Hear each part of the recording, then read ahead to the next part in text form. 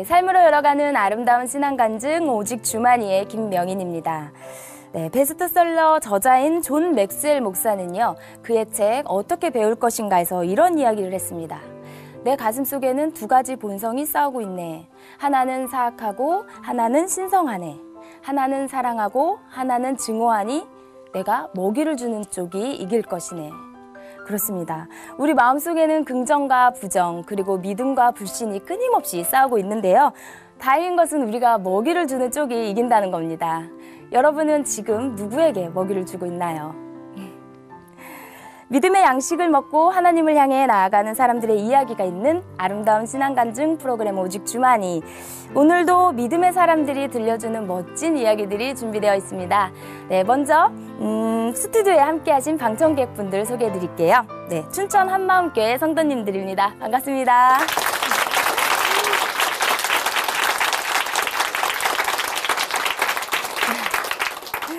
네, 그럼 오늘 첫 번째 출연자 만나볼게요. 흔히 맏딸은요, 살림 미천이라고 하죠. 맏딸하면 성실하고 책임감이 강한 분들이 많은데요. 그만큼 스트레스도 많이 받는 게 맏딸이라고 합니다. 네, 이번에 나오실 이 분도요, 그런 장녀의 특징을 그대로 가져셨던 분이래요. 밑으로는 동생이 무려 5이나 되는 대식구의 맏딸. 네.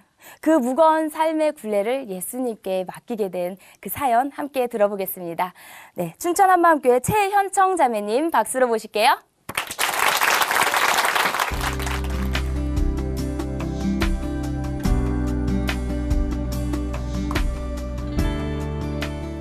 안녕하세요. 춘천 한마음교회 최현청입니다.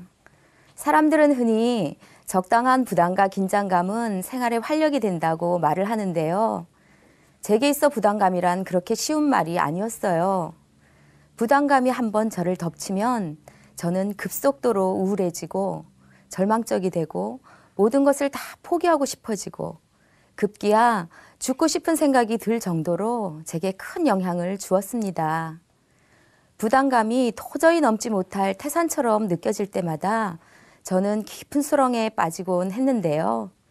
그런 태산을 넘게 하시고 깊은 수렁에서 끌어올려 주신 주님을 자랑하고자 이 자리에 섰습니다. 공부를 잘했고 상도 많이 받았던 저는 늘 아버지의 자랑이었어요. 의사 친구 아들보다 제가 더 공부를 잘하니 얼마나 기분이 좋으셨겠어요. 모든 과목 만점을 받은 적도 있고요.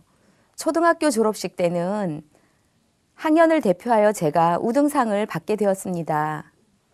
교장 선생님이 우리 집에 전화하셔서 69년 개교 이래 여학생이 우등상을 대표로 받은 적이 없는데 저는 워낙 뛰어나 처음으로 주는 것이라고 하셨대요. 그래서인지 저는 늘 아버지의 자랑이었어요. 아버지는 법대 출신이셨는데요.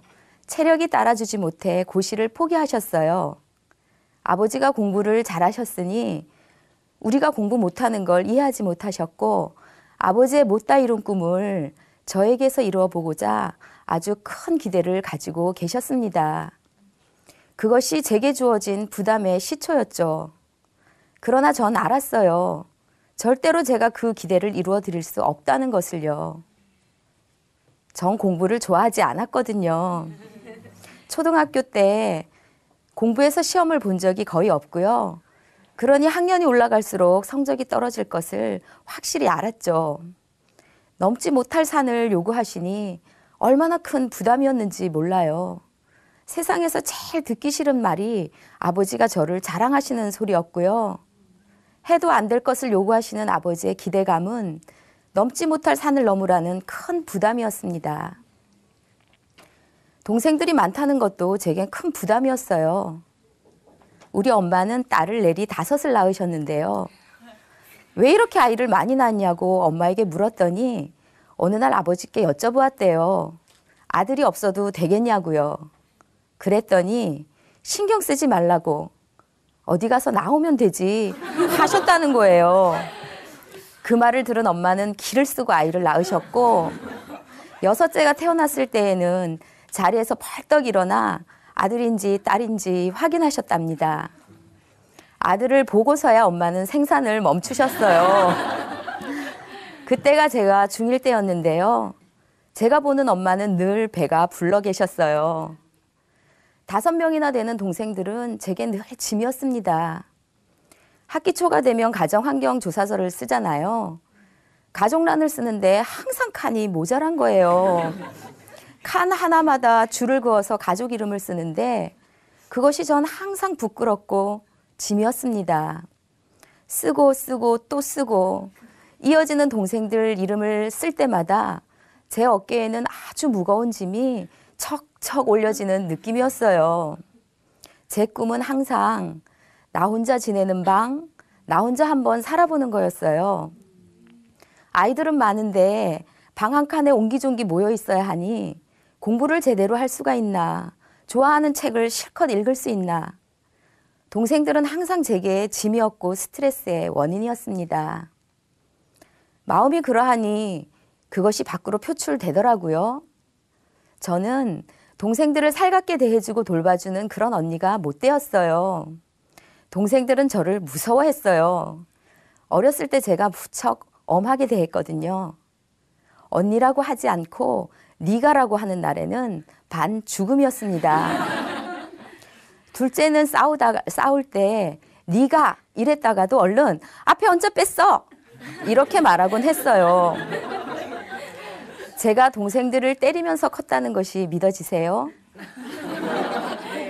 주로 저한테 개붙다가 맞았는데요. 어떤 날에는 발로 밟히기도 했어요. 만약 예수님이 없었다면 저는 어른이 된 지금도 그러고 있을 거예요. 몸으로는 못하지만 말로, 마음으로 상처 주고 때리고 밟고 그렇게요.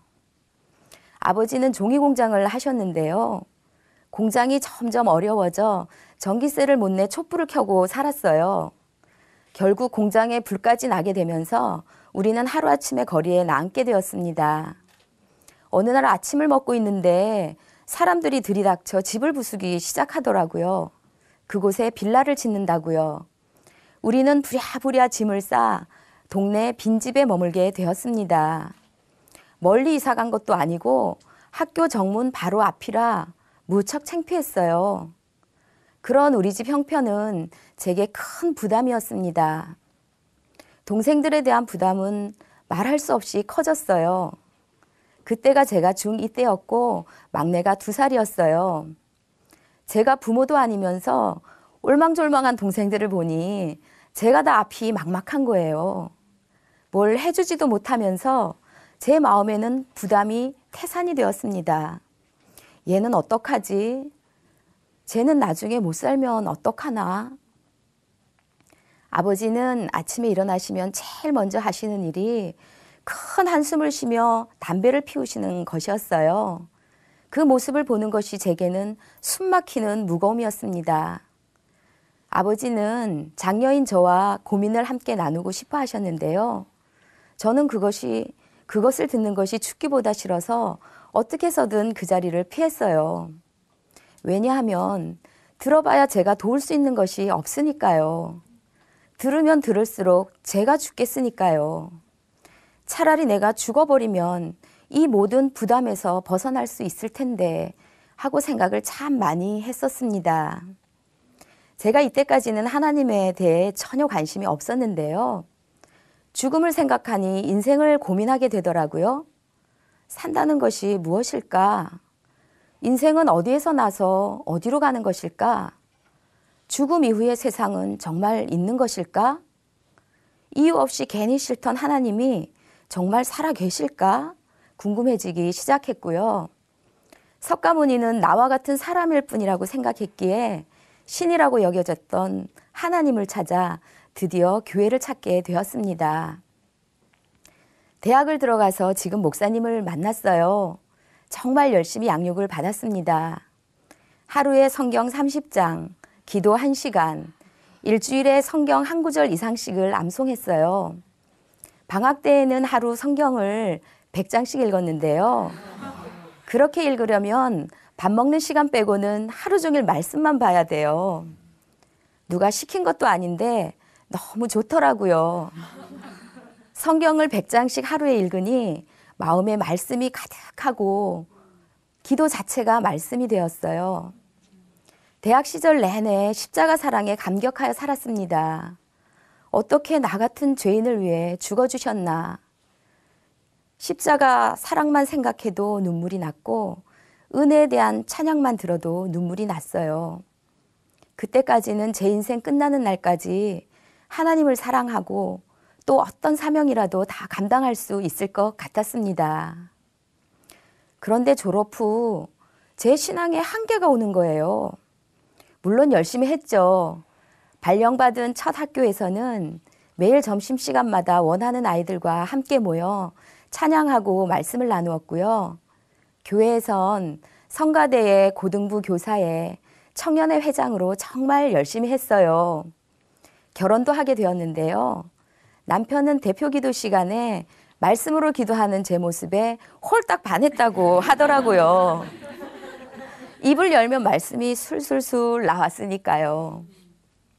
남들 보기엔 훌륭한 신앙인이었죠. 그런데 저는 자꾸만 제 속에 한계가 느껴지는 거예요. 남편에게 짜증도 많이 내고 삶을 설계하는데 하나님이 제외되더라고요.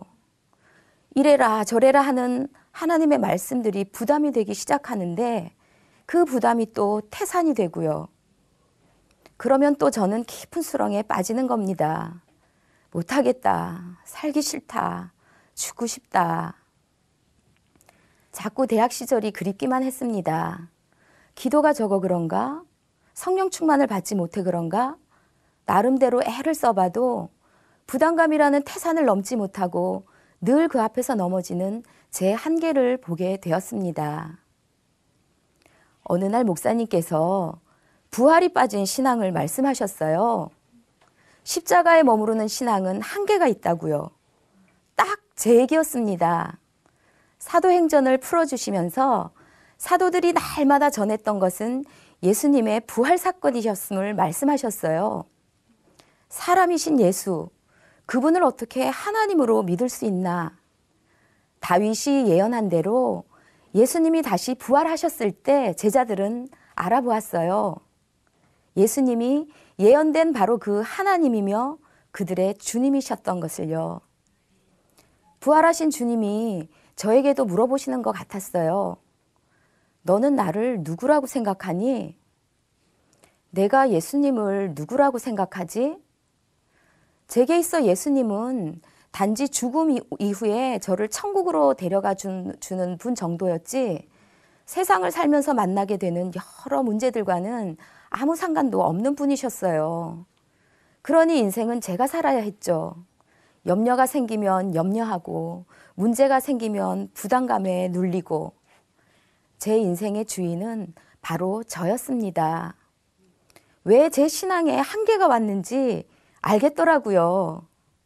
예수님은 내 죄를 대신해서 죽으셨을 뿐만 아니라 다시 부활하셔서 저의 주인이 되어 주셨더라고요.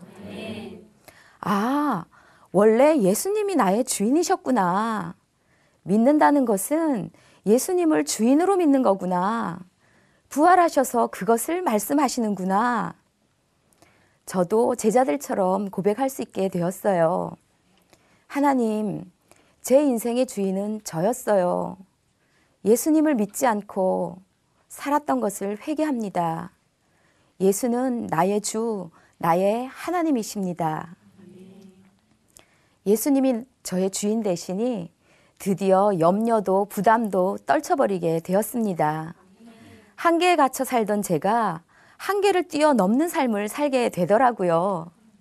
어느 날 아버지께서 부르셨어요. 하던 일을 정리해야겠다. 그런데 갚아야 할 빚이 있다. 어떻게 하면 좋겠니? 순간 부담감이 쓰나미처럼 밀려오는데요.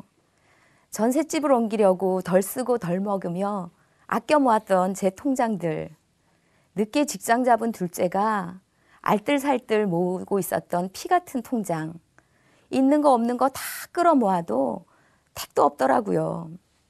당시 넷째는 서울 사립대를 다니고 있었고 다섯째는 고3이었는데 생각만큼 성적이 나오지 않는다며 재수를 하겠다는 거예요.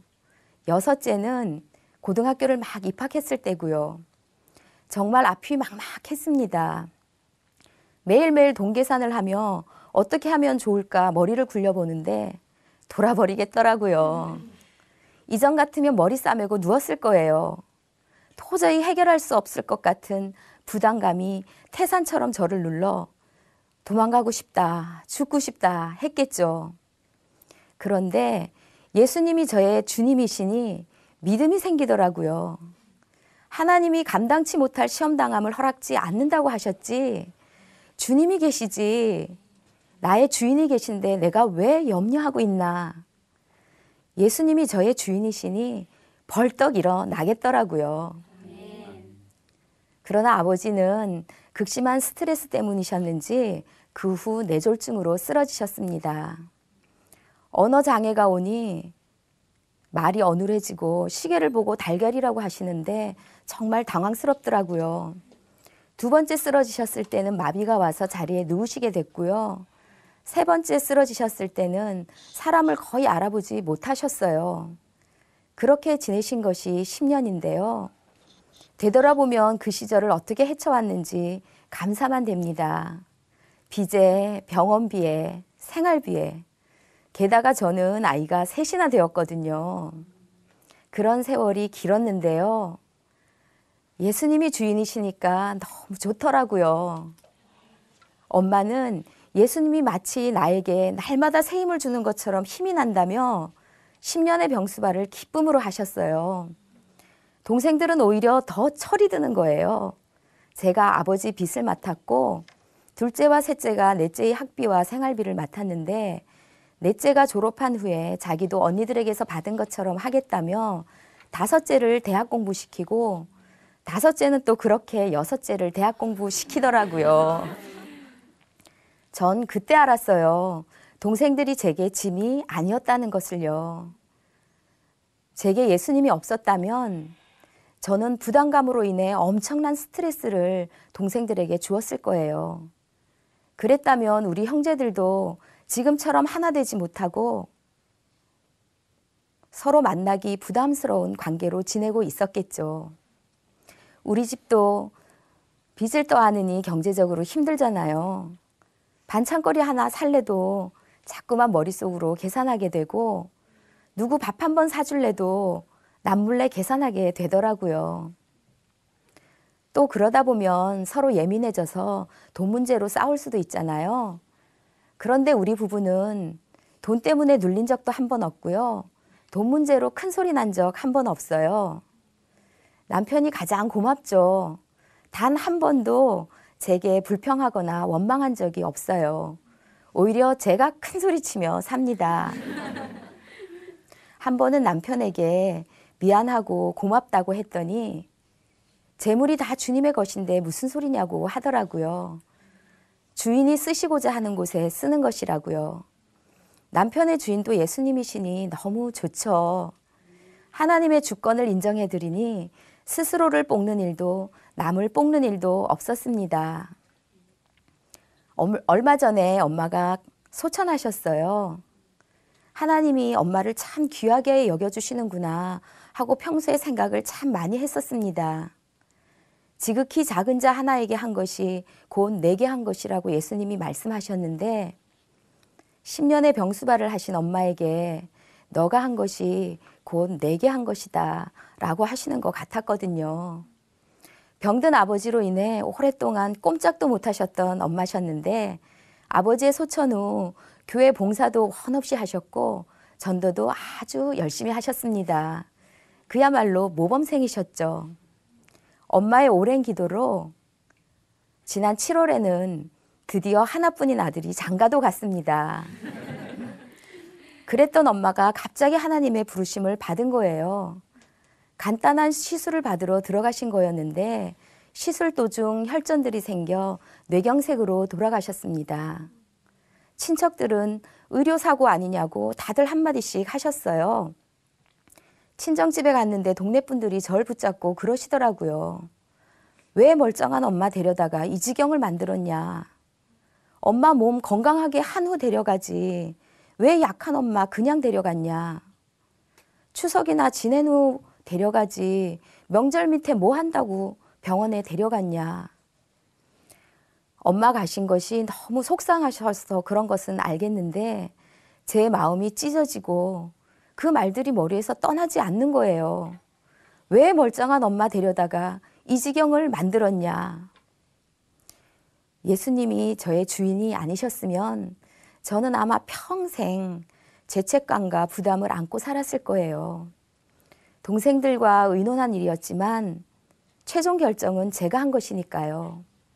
그런데 마음 깊이 상심해 있는 저에게 저의 주인께서 말씀해 주셨습니다. 참새 2마리가 한 아사리온에 팔리는 것이 아니냐. 그러나 너희 아버지께서 허락지 아니하시면 그 하나라도 땅에 떨어지지 아니하리라. 아, 그렇지. 생명의 주인이 예수님이시지. 엄마의 주인도 예수님이시지. 순간 부담이 걷히고 평안이 찾아왔어요. 그리고 감사하게 되었습니다. 둘째도 기도 중에 이미 응답을 받았더라고요. 엄마가 아버지로 인해 오래 고생하셨기 때문에 엄마는 때가 되면 고생 없이 데려가시겠다고요. 엄마는 살아계실 때 엄마가 우리들의 짐이 될까 봐 무척 걱정하셨어요. 아버지처럼 되실까 봐요. 시술 전에도 걱정하시길래 엄마의 주인은 예수님이셔. 엄마가 건강하셔도 예수님이 주인이시고 엄마가 쓰러지고 마비가 와도 엄마의 주인은 예수님이셔요. 모든 염려를 주님께 맡기세요.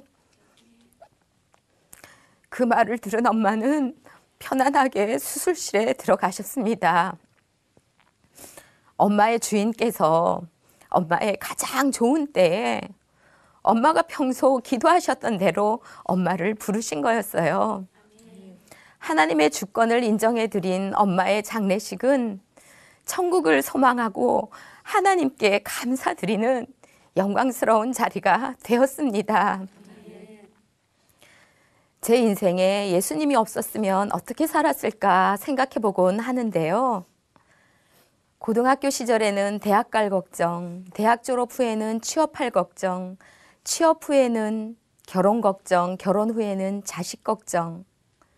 아마 평생을 걱정과 부담 속에 인생의 종노릇하며 살았을 거예요. 그런 저를 위해 하나님이 이 땅에 사람으로 오셔서 죽고 부활하셔서 저의 주인이 되어 주셨습니다. 사실 처음 저는 예수님이 저의 주인이라고 하셨을 때 예수님도 부담스러웠어요. 예수님이 제 주인이 되시면 제 인생이 행복하지 않을 줄 알았거든요. 내가 싫어하는 것만 시키시면 어떡하지? 무조건 희생만 하라고 하시면 어떡하지? 완전 오해였죠. 오히려 예수님은 인생의 부담으로 눌리고 포로된 저를 자유롭게 해주시는 분이셨어요. 저는 이제 인생의 어떤 문제들도 두렵지 않아요. 예수님이 저의 주인이시니까요. 죽고 부활하셔서 저의 주인 되어주신 예수님을 찬양합니다. 감사합니다.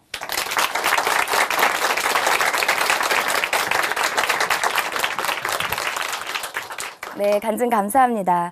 네, 누구나 이렇게 미래에 대해서 걱정과 고민 속에 살아갑니다. 어느 학교를 갈지, 또 어느 직장에 취업을 할지, 또 누구와 결혼을 할지, 또 자녀는 어떻게 키울지 끊임없이 고민을 하는데요. 하지만 남들보다 이렇게 고민을 더 한다고 해서 이 문제가 해결되거나 달라지지 않습니다. 성경 누가복음 12장 6절과 7절은요, 걱정하는 사람들에게 말씀합니다. 참새 5이 아사리온 2에 팔리는 것이 아니냐. 그러나 하나님 앞에는 그 하나라도 잊어버리시는 바 되지 아니하는도다. 너희에게는 오히려 머리털까지도 다 세신 바 되었나니 두려워하지 말라. 너희는 많은 참새보다 귀하니라. 아멘. 네. 우리를 이렇게 귀하게 여기시고 세밀하게 지켜봐 주시는 주님을 끝까지 믿고 이 주님께 모든 짐을 맡기고 순종하면서 따라가야겠습니다. 네, 최현정 자매님 간증 다시 한번 감사합니다. 네, 오늘도 아름다운 믿음을 통해서 하나님의 은혜를 함께 나누고 있습니다. C채널과 함께하는 아름다운 신앙 간증 프로그램 오직 주만이 오늘 두 번째 간증자를 모셔보겠는데요. 이번에 나올 분은요, 열심히 예수님을 전하고 예배하는 삶을 사는 분입니다. 예수님을 믿으면서 이렇게 아름다운 가정도 이루었는데요. 그런데 안타깝게도 오랫동안 아기가 생기지 않았다고 합니다. 그래서 불임 클리닉 그리고 인공 수정도 시도해 봤는데요. 이렇게 지치고 실망한 그녀에게요, 하나님께서 특별한 비밀을 알려주셨다고 합니다. 네, 하나님이 전해주신 이 놀라운 비밀 함께 들어보겠습니다. 춘천 한마음교회 김명 자매님 박수로 모실게요.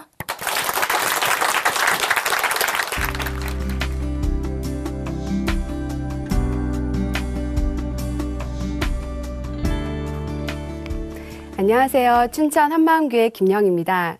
교회나 하나님에 대해서 전혀 관심도 없이 무신론자로 살았던 제가 부활의 복음으로 인생의 참된 주인을 만나고 불임이라는 어려움을 극복하고 사명자의 삶을 살게 된 은혜를 나누고자 합니다. 저는 예수님을 믿지 않는 가정에서 자랐고요. 대학교 2학년 때부터 교회를 다니기 시작했어요. 대학교 3학년 때 캐나다에서 어학연수를 하는 중에 큰오빠가 교통사고가 나서 뇌를 많이 다쳐 혼수 상태라는 충격적인 소식을 듣게 됐어요. 그때 처음으로 하나님께 오빠를 살려달라는 간절하고도 깊은 기도를 하게 되었습니다. 그런데 저는 간절한 기도를 하면 할수록 나의 기도를 듣고 계시는 하나님이 정말 계신지 의문이 들기 시작하더라고요. 오빠의 사고로 인해서 저는 하나님의 존재에 대해서 실제적으로 고민이 되었고, 그때부터 진지하게 교회를 다니기 시작했어요. 2001년 여름 수련회 때 부활은 역사적 사실이라는 이야기를 듣고 교회 마당을 혼자 걸어가는데 부활이 역사라고? 그럼 진짜잖아? 라는 생각이 들더라고요. 그러고 보니 제자들도 죽은 자 가운데서 살아나신 후에야 믿었다는 말씀을 보니 성경은 허무맹랑한 이야기가 아니고 사실을 기록한 책이며 진짜로 있었던 일이었어요. 그리고 부활을 통해서 인생의 참된 주인을 만난 것이 너무나 감격이었어요. 불교를 믿는 집안은 아니었지만 예수라는 이름보다 부처라는 이름이 더 익숙했던 저에게 예수님이 저와 상관이 있을 거라고는 전혀 생각도 못했거든요. 그런데 부활을 통해서 십자가에서 죽으시고 다시 살아나신 33살 청년 예수가 바로 나의 주인이시고 나의 하나님이심을 알게 되니 예수님을 내 마음의 참된 주인으로 영접했습니다. 예수님을 주인으로 모신 후 저는 오직 주를 위해 사는 존재로 태어났음을 고백하며 하루하루 살았어요. 하나님의 인도하심으로 남편을 만나고 예수님 안에서 귀한 가정을 이루게 해주셨습니다. 결혼 후에는 남편과 함께 주와 복음을 위해 정말 열심히 살았어요. 우리 집은 예배 장소로 오픈했고 매일매일 예배와 기도가 있었어요. 가장 바쁘게 보냈을 때는 월요일에서부터 토요일 오전까지 한 번도 쉬는 날 없이 예배를 드리기도 했습니다. 퇴근을 하면 바로 작은 교회 예배, 어린이 예배, 기도 모임, 새신자 1대1 말씀 교제가 이어졌어요. 직장에서는 일주일에 한 번씩 신우회 예배가 있었는데요. 직장 동료들에게는 제가 말씀을 전하겠다고 자언하면서 직장에서도 열심히 복음을 전했어요. 이렇게 바쁜 스케줄에도 몇 달간은 파주에 사시는 교회 언니께서 학교에서 원어민 선생님을 전도했다면서 파주 작은 교회 예배에 와서 통역을 해달라고 부탁하셨어요. 퇴근을 하면 직장이 있는 서울에서 파주, 그리고 다시 집으로 오가며 지내기도 했습니다. 예수님이 나의 주인이신 것이 확실하니 주를 위해 시간과 물질이 들여지는 삶이 마땅했고 기쁨으로 올인하며 살았어요. 그러던 중 결혼 5년차가 되었는데도 아직 아이가 생기지 않으니 주위에서 걱정하시기 시작하시더라고요.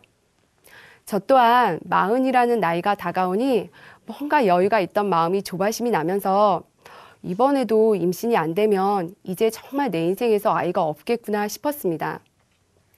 처음에 우리 부부는 아이가 없어도 이렇게 주와 복음을 위해 올인하며 지내는 것도 좋다고 생각했지만 그래도 아이가 있는 가정을 보면 보기가 좋더라고요. 어느 날에는 한강공원 육체꽃 축제에 갔었는데요. 온통 아이와 함께 나온 가족들만 제 눈에 보이는 거예요. 그때 처음으로 결혼을 하면 다 아이를 낳고 사는 게 정상이구나라는 생각이 들었고 왠지 우리 부부가 정상이 아닌 것 같더라고요. 그래서 더 나이가 들기 전에 병원에 가서 임신을 할 수 있는 노력을 하기로 결정을 했습니다. 불임 검사하러 산부인과 병원에 갔었는데요. 그때부터 마음이 많이 힘들어지기 시작하더라고요. 산부인과 병원에 가니 우리나라의 임산부가 그렇게 많은지 그때 처음 알게 되었어요. 다른 사람들은 다들 임신이 쉽게 되나 보다. 그런데 나는 왜 이렇게 안 되지? 라는 생각이 들었고 옆에서 피검사하는 부부는 쌍둥이가 임신되었다면서 웃음꽃이 피어서 피검사를 하는데 저는 불임 때문에 검사를 하니 왠지 제가 실패자가 된 느낌이었어요. 게다가 여러 가지 검사 중에 나팔관 검사라고 있거든요. 근데 이 검사가 좀 많이 아픈 검사예요. 검사를 마치고 진통이 멈추지 않아서 다음날 새벽에 응급실에 가기도 했습니다. 이런 과정을 거치면서 저의 마음을 알아주지 않는 남편에게도 섭섭한 마음이 들기 시작하더라고요. 평소에는 부부싸움도 거의 없었는데요. 어느 날에는 산부인과 검사를 마치고 집에 돌아와 마음이 힘들어지자 남편에게 그 마음을 토로했거든요. 남편은 냉정하게 자꾸 혼자 있으니까 잡생각이 들어오는 거라면서 교회 지체들과 함께 시간을 보내라는 말과 기도로 성령 충만해져야 한다고 얘기하더라고요. 저의 마음을 알아주기보다는 정답만을 얘기하는 남편이 야속하기만 했어요. 일반 산부인과에서 모든 검사를 마치고 특별한 원인이 나타나지 않아서 다시 임신을 위해 불임 전문 병원에 다니기 시작했어요. 첫 번째 단계인 배란 주사로 우선 시도했는데요. 임신이 되지 않아서 두 번째 단계인 인공수정을 시도했습니다. 인공수정 과정이 직장을 다니고 있는 저에게는 더욱 쉽지가 않더라고요. 배란 촉진 주사를 맞기 위해서 이틀에 한 번씩 병원에 방문해야 하기 때문에 여러 가지 어려움이 있었어요. 아무래도 이틀에 한 번씩 주사 때문에 병원에 가는 것이 번거로워서 남편에게 병원에 같이 가서 간호사가 주사 놓는 거 보고 저한테 놔달라고 했거든요. 처음에는 겁을 내던 남편이 다음날 주사를 놔주겠다는 거예요. 남편은 소방관인데요. 알고 보니 얼마 전에 119에 멧돼지 출몰 신고를 받았나 봐요. 멧돼지를 잡은 후에 본인이 직접 멧돼지에게 마취 주사 놓은 경험을 했다면서 그것보다는 쉬울 것 같다고 자신감이 충만해서 저에게 주사를 놓기도 했습니다. 저는 왠지 남편이 멧돼지 배에 주사 놓는 것처럼 무식하게 제 배를 푹 찌를까 봐 공포감 속에서 주사를 맞았던 기억도 있어요. 아무튼 이런 우여곡절 끝에 첫 번째 인공수정 과정을 무사히 마쳤어요. 우리 부모님도 임신이 될 것을 무척 기대하셨고 저 또한 인공수정만 하면 바로 임신이 되는 줄 알고 지금 임신하면 언제쯤 출산휴가 갈지 계산하고 있었어요.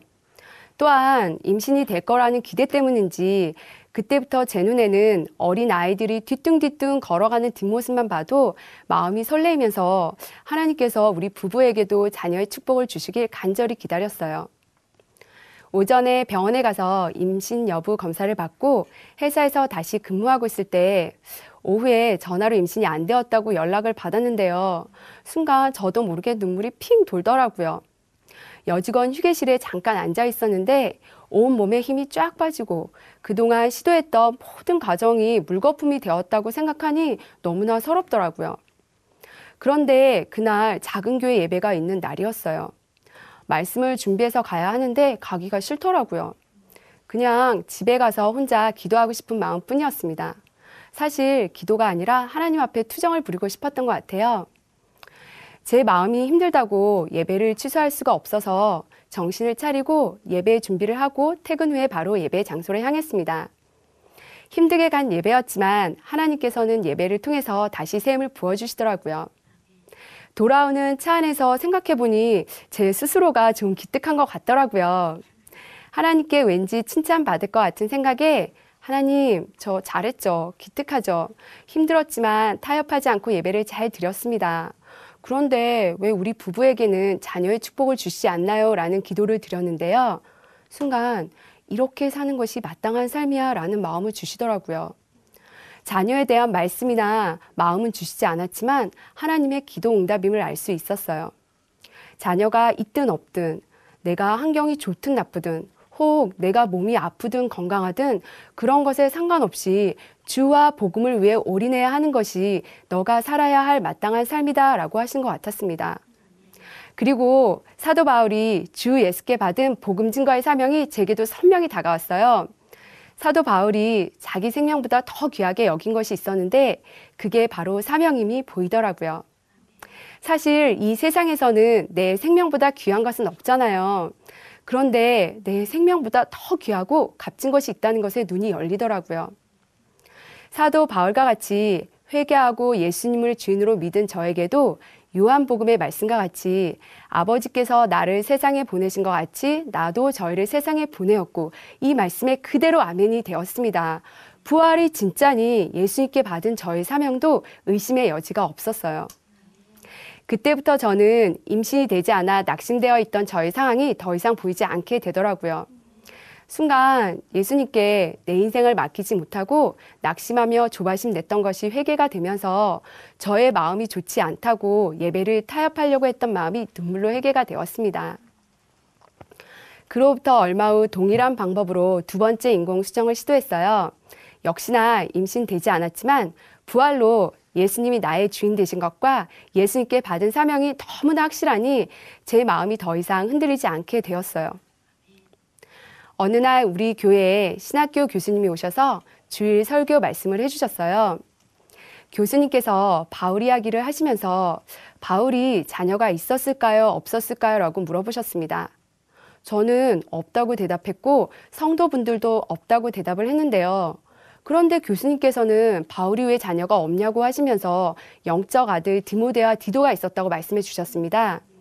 그 말씀을 듣는 순간 아, 그렇구나. 하나님께서는 혈육의 자녀도 보시겠지만 내가 지금 영적 자녀를 양육하는지 보고 계시구나라는 생각이 들었습니다. 제가 가끔씩 남편한테 우리가 나이가 들면 외롭지 않을까? 둘 중에 한 명이 먼저 천국에 가면 한 사람은 외롭겠지라는 이야기를 하곤 했는데요.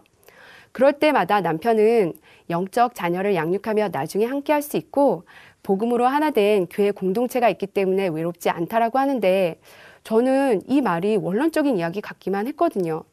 그런데 교수님 설교 말씀을 듣고 나서 남편이 종종 했던 그 이야기가 정말 저에게 실제가 되더라고요. 그리고 디모데후서 4장이 생각이 났습니다. 죽기 직전 영적 아들 디모데를 보고 싶어 했던 바울을 보면서 하나님 보시기에 바울이 자녀가 있었음을 알게 됐어요. 그때부터 저에게는 제자 양육이 온 마음에 가득하게 되었는데요. 사실 주위에서는 입양을 해보는 게 어떻겠냐며 조언을 주시기도 하셨지만 우리 부부는 입양도 좋은 생각이지만 아이를 양육하는 데 들이는 시간과 물질을 제자 3년 삶에 올인하기로 했습니다. 아멘. 또한 얼마 전에는 시부모님께서도 아이가 없는 것도 하나님의 뜻이니 괜시리 우리 눈치 보지 말고 열심히 주와 복음을 위해 살라며 격려해 주시더라고요. 그 말씀을 듣는데 정말 마음이 뭉클했습니다. 남편이 외아들이라서 무척 섭하실 법도 하셨을 텐데 우리를 격려해 주시는 시부모님께 고맙고 죄송했어요. 하나님께서 우리에게 마지막으로 남아있던 부모님에 대한 마음의 부담까지 덜어주신 것 같더라고요. 비록 이 땅에서는 내 혈육의 자녀는 없을 수도 있겠지만 천국에 가면 하나님께는 다산의 기쁨을 안겨드리고 싶은 욕심이 생겼어요. 저는 지금 제가 사는 지역에 작은 교회 일꾼으로 섬기고 있는데요.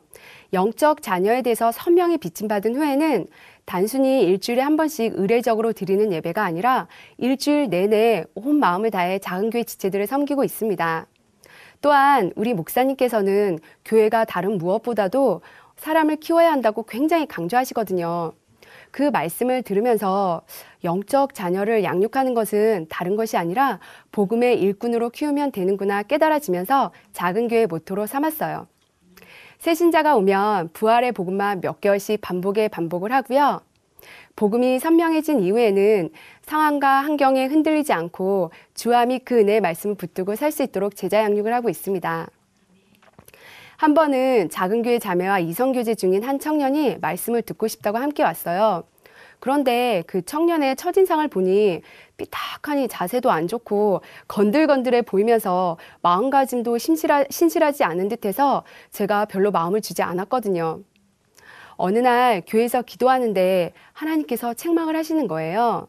너가 잘나서 내가 그 청년을 그곳에 보낸 줄 아느냐? 너가 복음을 가지고 있기에 복음을 들려주라고 내가 보낸 청년이다 하시더라고요. 말씀만 가르치는 스승이 아니라 영혼을 품는 아비가 되기를 원하시는 하나님의 마음이 보이니 눈물로 회개가 되었습니다. 기도를 마쳤는데요. 갑자기 그 청년이 마구마구 보고 싶어지는 거예요. 문자 메시지로 누나가 너를 반갑게 맞이해주지 못해서 미안하다 사과하니 그 청년도 저의 진심을 알았는지 그때부터 마음의 문을 열기 시작하더라고요. 여전히 예배 때 삐딱하게 앉아있지만 제 눈에는 너무너무 사랑스러운 거예요. 예배 전에는 맛난 음식도 요리해주면서 저녁을 같이 먹기도 했는데요. 나중에는 자기 집에서 엄마가 만드신 반찬까지 가져오면서 누나랑 함께 먹으려고 가져왔어요 하더라고요. 그 청년이 예수님을 주인으로 고백한 이후에는 친구 두세 명을 데려오기 시작하는 거예요. 그런데 그 친구들도 외모부터가 범상치가 않더라고요. 하지만 제 눈에는 다들 너무 이쁜 거예요. 한 번은 퇴근 후에 조금 늦게 집에 도착해 보니 남편과 청년들이 이야기를 하고 있었어요. 문을 여는데 저는 정말 남편은 안 보이고 청년들만 눈에 보였거든요. 얘들아 왔니? 하며 하트를 뿅뿅 날리며 반갑게 인사를 하고 들어갔어요. 기쁘게 예배를 드리고 청년들이 돌아가고 난 후 남편은 저에게 자기야 애들만 이뻐하지 말고 나도 좀 사랑해줘 하는 거예요. 그제서야 문을 열었을 때 남편도 함께 있었지 세상 깨닫고 웃었던 적도 있습니다. 이렇게 영혼들을 만나 양육하며 시간을 지내다 보니 내가 사는 이유가 바로 이거구나 더욱 선명해지면서 바울이 왜 혼자 독초했는지 결혼에 대해서 이야기할 때면 왜 자기처럼 사는 게 낫다고 했는지 조금은 이해가 가더라고요. 그래서 가끔은 미혼 자매들에게 결혼하지 말고 그냥 바울처럼 살지라고 농담 반 진담 반으로 이야기하면 언니 요즘 부부 사이가 안 좋으세요? 라며 정색을 하기도 하더라고요. 한 번은 남편과 함께 수목원에 갔었어요. 수목원을 둘러보다가 남녀가 사랑 고백하기 좋은 장소가 눈에 띄더라고요. 남편과 저는 그곳에서 즉흥적인 맹세를 했습니다. 우리 중에 한 명이 먼저 천국에 가면 또 결혼하려고 애쓰지 말자. 결혼은 한 번으로 족하다. 대신 천국 가는 그날까지 바울과 같이 표대를 향해서 달려가자며 맹세하고 손가락을 걸고 도장을 찍었어요. 장난스럽게 즉흥적으로 한 맹세였지만 서로 주를 위해 마음과 시간을 집중하자는 진심이 담긴 맹세이기도 했습니다. 오빠의 사고로 기도 가운데 있을 때 부활의 복음으로 저를 만나주셨고 불임이라는 어려움에 봉착했을 때는 제 생명보다 귀한 사명을 알게 해주셔서 사명자의 삶을 살게 해주신 하나님께 감사 찬양을 드립니다. 하나님께 다산의 기쁨을 안겨드리려면 아직 갈 길이 많이 남아있지만 천국 가는 그날까지 전심전력으로 사명을 감당하겠습니다. 감사합니다.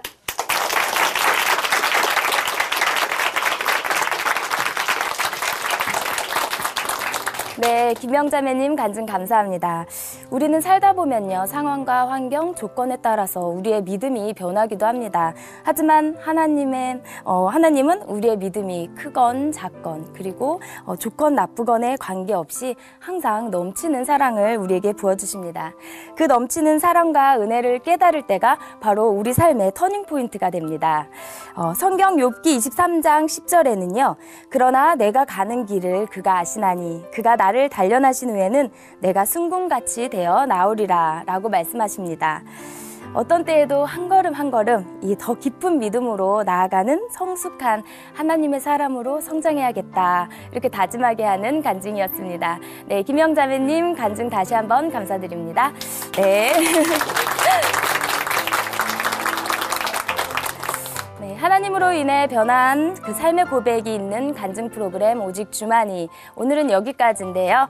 네, 지금까지 함께해 주신 춘천 한마음교회 성도님들 그리고 시청자 여러분 감사합니다. 네, 이 시간 함께 찬양 올려드리면서 마무리하겠습니다. 오늘 찬양해 주실 분은요. 남궁정민 자매고요. 찬양 제목은 내가 너를 사랑함이라. 네, 오늘도 하나님 은혜 가운데 승리하는 하루 되세요.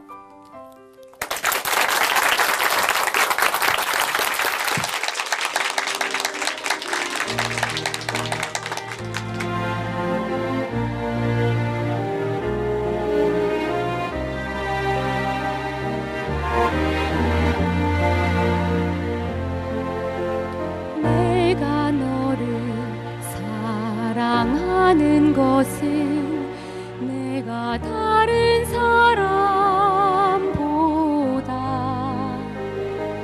나서가 아니라 내가 너를 사랑하는데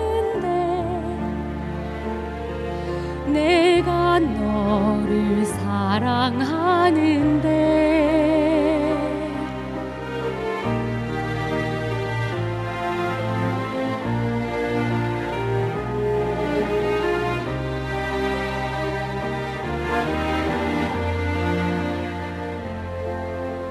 내가 너를 사랑하는 이유는 내가 죄를 짓지 않아서가